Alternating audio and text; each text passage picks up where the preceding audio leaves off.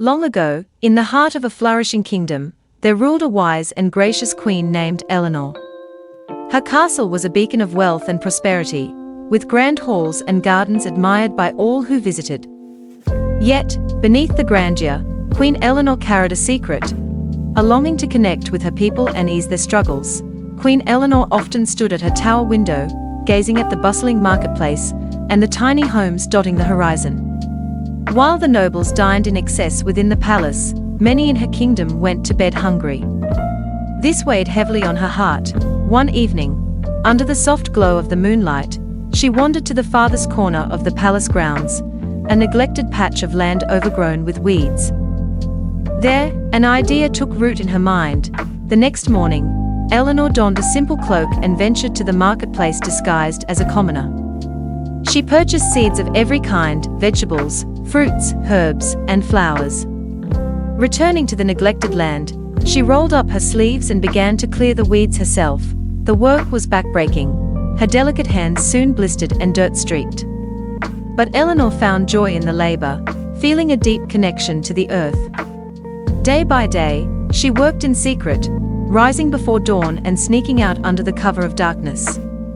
The garden began to flourish, its once barren soil now alive with vibrant green shoots. Months passed, and Eleanor's secret garden became a sanctuary of life.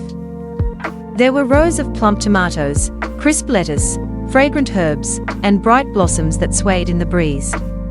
But the garden wasn't just beautiful, it was abundant. Queen Elanor filled baskets with the produce and quietly left them outside the homes of the kingdom's poorest families. At first, the people were bewildered by the mysterious gifts. Some thought it was the work of a kind spirit, while others believed it was a miracle. But as the baskets kept appearing, they simply accepted the gifts with gratitude, sharing them with their neighbors. One early morning, as Elanor tended to her garden, she heard a rustling sound. Startled, she turned to find a little girl peeking out from behind a tree. "Are you the one who brings the baskets?" the girl asked, clutching a wilted flower in her tiny hands. Caught off guard, Elanor smiled and knelt down. "Yes, little one. But why are you here so early?" "My mama says whoever gives us food must be an angel," the girl said shyly. "I wanted to thank you." She held out the flower to Elanor. Tears welled up in the queen's eyes as she accepted the small, precious gift. From that moment, she realized her secret would not remain hidden much longer. Word spread quickly about the queen's secret garden. At first, the nobles were shocked. Why would a queen dirty her hands like a common farmer? They whispered, but when the people of the kingdom learned the truth, their hearts swelled with admiration. Farmers began to leave small bags of seeds at the palace gates, and villagers volunteered to help expand the garden. The one secret plot of land became a community effort, a symbol of unity and compassion.